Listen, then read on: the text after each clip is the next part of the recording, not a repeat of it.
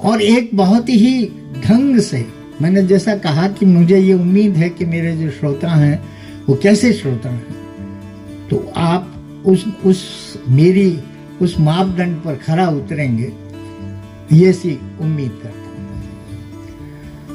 मित्रों, सबसे पहली बात तो मैं ये निवेदन करना चाहता हूं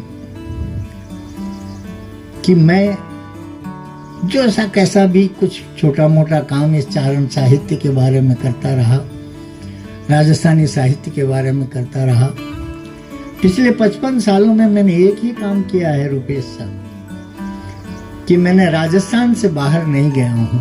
राजस्थान की भाषा, राजस्थान की संस्कृति और उसमें से जो भारतीय ज्ञान परंपरा, देखिए बहुत ध्यान से सुनिएगा, भारतीय ज्ञान परंपरा का एक उपांग, एक अंग नहीं उपांग है ये चारण साहित्य, उसकी अभ्यर्थना करता रहा 55 वर्षों से। और मैं बहुत खुशनसीब हूं कि जिस तरह से हमारे कवि थे गणेशपुरी जी, उन्होंने कहा कि भगवती ने मुझ पर कृपा कर करके, उन्होंने पूरी किताब में से अपना नाम हटा दिया था, लेकिन एक छंद ऐसा रह गया था कि जिसमें वो अपना नाम नहीं हटा पाए। ये भी बहुत शानदार कथानक है कि वो गणेशपुरी जी का पहला जो पूर्व जन्म का नाम था वो गुलाबदान था, और जब वो गणेशपुरी बने, मैं उस पर नहीं जाऊंगा, लेकिन जब वो साधु हो गए, और क्यों साधु हुए, वो भी चारण साहित्य के कारण ही साधु हुए,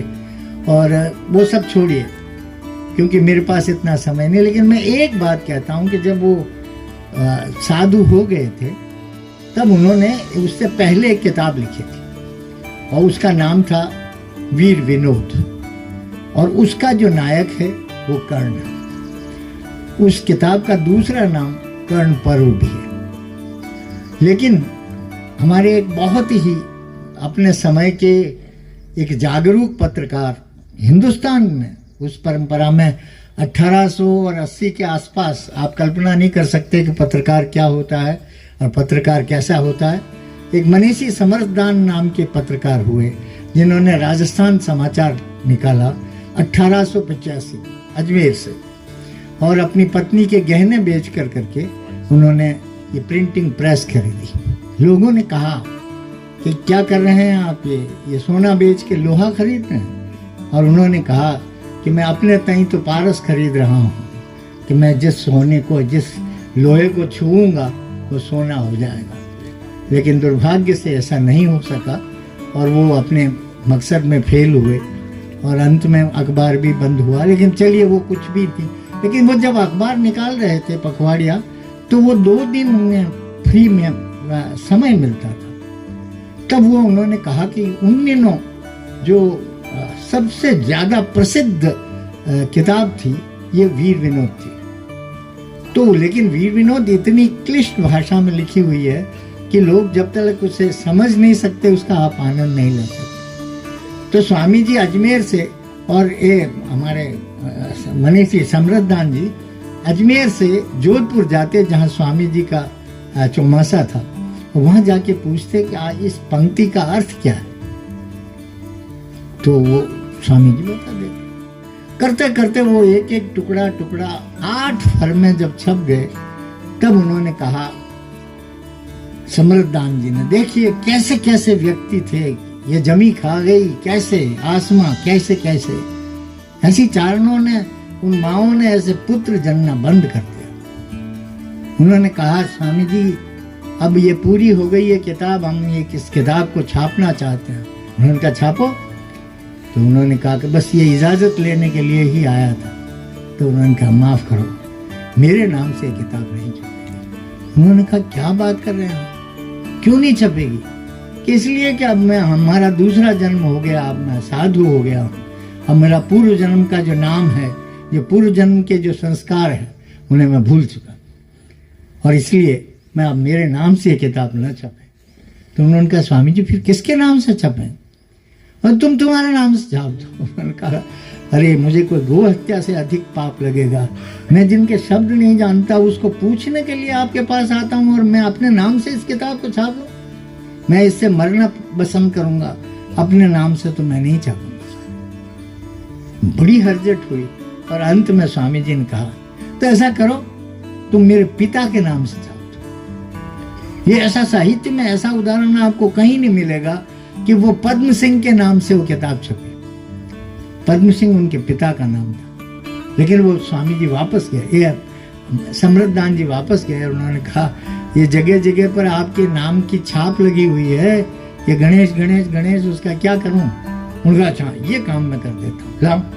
वो लेकर के जहां जहां गणेश था, जहां जहां उनका नाम था, सारे हटा दिए और उस जगह पर कहीं जगह पद्म कर दिया और कहीं पर भी दूसरी स्थिति। लेकिन एक छंद वो भूल गए जिसमें मोदक शब्द उन्होंने यूज कर लिया और उन्होंने कहा कि सरस्वती ने मुझे बहुत प्रिय जान करके और एक मोदक मुझे प्रदान कर दिया, और मोदक का अर्थ गणेश को बहुत प्रिय है, वहां उनका नाम रह गया। तो मैं आपसे ये निवेदन कर रहा था कि कैसे तो लोग थे, इधर तो स्वामी जी हैं और इधर वो हैं। उन्होंने कहा कि समरनाथ जी ने कहा कि 1768 में अंग्रेजों ने प्रेस एक्ट लागू कर दिया है।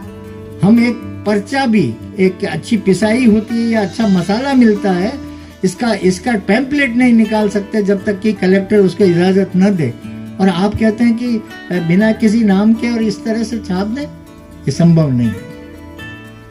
लेकिन वो क्या किताब है, मैं चालू कहाँ से हुआ था, लेकिन अब मैं किधर जा रहा हूँ और मैं रोक नहीं पा रहा क्योंकि गणेशपुरी जी का जब जिक्र आ गया। अब आपको मैं बताऊं कि चारण साहित्य क्या है, क्या विशेषता है चारण साहित्य की। क्या इसलिए कि उसको 1000 साल से लिख रहे हैं हम? फिर चारण साहित्य किसे कहें? जो चारण के द्वारा लिखा गया वो साहित्य, या वो जो बाद में जो शैली बन गई है उस शैली में लिखा गया साहित्य, उसको चारण साहित्य कहें?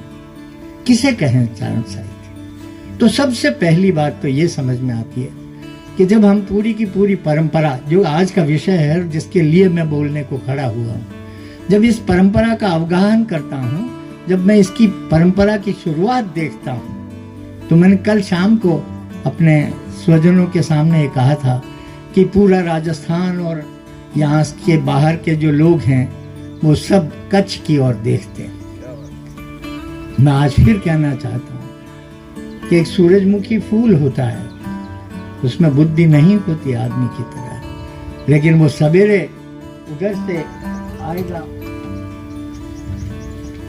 उधर ही झुकेगा जिधर सूरज होगा, और शाम को उधर ही जहां पर सूर्यास्त होगा तब वो उधर झुक जाएगा। मुझे फिर, मैं नहीं चाहता हूं, फिर भी मैं बाध्य होता हूं इस गुजरात को फिर नमन करना। इस गुजरात के वो सूर्यमुखी न भी चाहे तो भी उसे करना पड़ेगा, और वो क्या कारण है, वजूहात क्या है?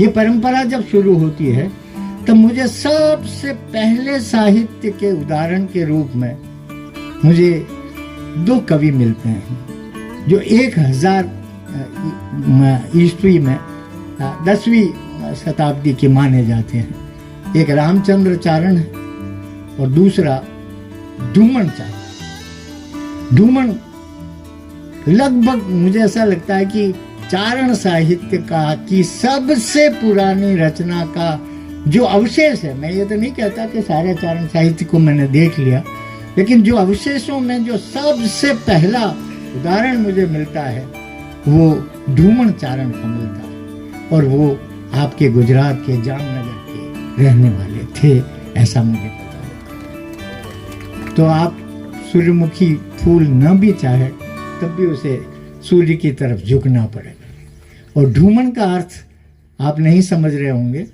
धूमन का अर्थ होता है, संस्कृत में अगर हम कहें, ये देशज शब्द है, उसका मतलब होता है द्यू मणि। द्यू का मतलब होता है चमक वाली, और मणि तो आप सब लोग जानते हैं।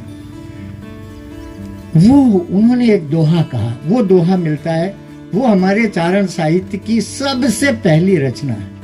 और वो रचना क्या है, ये भी एक बहुत अद्भुत बात है। आज सवेरे ही मैं जब सैर कर रहा था प्रोफेसर के साथ, उसी समय सोचा मैंने, और उस समय सोच रहा था, उसमें राजा जो है वहां का, वो आता है, वो शिकार खेलने जा रहा है और वो रास्ता भूल गया है, और ये ड्यूमन जो है ये गायें या चरा रहा होगा और ये एक पेड़ की डाली पर बैठा है ऊपर। तो उसे जब और कोई नजर नहीं आता कि मैं रास्ता भूल गया हूं, तो जब उसकी नजर पड़ती है राजा की, घोड़े पर बैठा है वो, जाम, आप उसको राजा को जो भी नाम से कहना चाहें, तो वो कहता है कि भैया अरे सुनो, थोड़ा मेरी मदद करो, मैं रास्ता भूल गया हूँ, ये रास्ता किधर जाता है? उन्हें जामनगर की तरफ जाना। और उसने क्या शानदार दोहा कहा।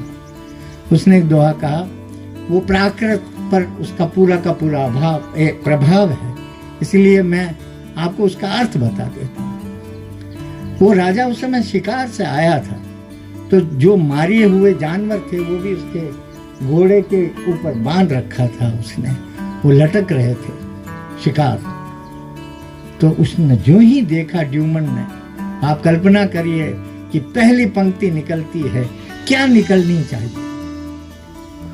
और जब मैं कहता हूं कि चारण साहित्य भारतीय ज्ञान परंपरा का उपांग है, किस आधार पर कहता हूं? क्योंकि वो जिस सिद्धांत एक दोहे में वो जो शुरुआत कर रहा है, वो शुरुआत हिंसा के विरुद्ध खड़े होकर करके पहला वो हिंसा को कंडेम करने का दोहा है। वो ये कह रहा है कि हे राजा, वो राजा वो जानता नहीं है, वो कह रहा है हे पथिक, दो ही रास्ते हैं इस संसार में, एक तो जो ये जानवरों को और इनको मारता है, ये इनका रास्ता तो नरक में जाता है, और जो इनको बचाता है, जो इनकी रक्षा करता है, उसका रास्ता स्वर्ग को जाता है। अहिंसा से प्रस्फुटित हो रहा है चारण साहित्य। आप कल्पना करिए कितनी नैतिकता है उसके अंदर। और फिर मैं आपको ये परंपरा भी बताऊंगा कि हम कैसे, ये भारतीय ज्ञान परंपरा में हम कैसे वेद से जाकर करके हम मिलेंगे। हमारे कहने से कुछ नहीं होता कि हम अमुक हैं, चार इस वर्णों में नहीं है, फलाना नहीं है, हम तो अनपढ़ चारण भी, चारण चौथा वेद होता है, फलाना, ये तो हम ही कहने वाले, हम ही सुनने वाले हैं, तो उसमें हमें ये नहीं करना चाहिए। हम सामान्य आदमी हैं, जिस तरह से दूसरे सारे जीव पैदा हुए हैं, हम भी पैदा हुए हैं। अब कोई मनुस्मृति या कोई दूसरी स्मृतियां आपका जिक्र न करे, तो ये उनकी गलती है, आपकी गलती नहीं है। इसलिए आपको, और बस यही एक मामला है कि जब हम ये सारे पुराने जब ग्रंथ देखते हैं, तब हमें पता लगता है कि ये हम श्रुति परंपरा के लोग थे। वेद अपने आप में बाद में जब आगम और निगम का जो भेद हुआ, निगम हम वेदों को कहते हैं, और आगम शास्त्र वो था जो कंठस्थ साहित्य है, जो ओरल वो लिटरेचर है, उसे हम आगम कहते रहे। और हर साहित्य का, ये मैं अब इतना विस्तार से नहीं जाऊंगा, हर भाषा का ये हस्र हुआ कि उसे एक लोक भाषा ने खड़ी होकर के चुनौती दी। सबसे पहले इस भारत भूमि पर छांदस भाषा है जिसमें वेद लिखे गए।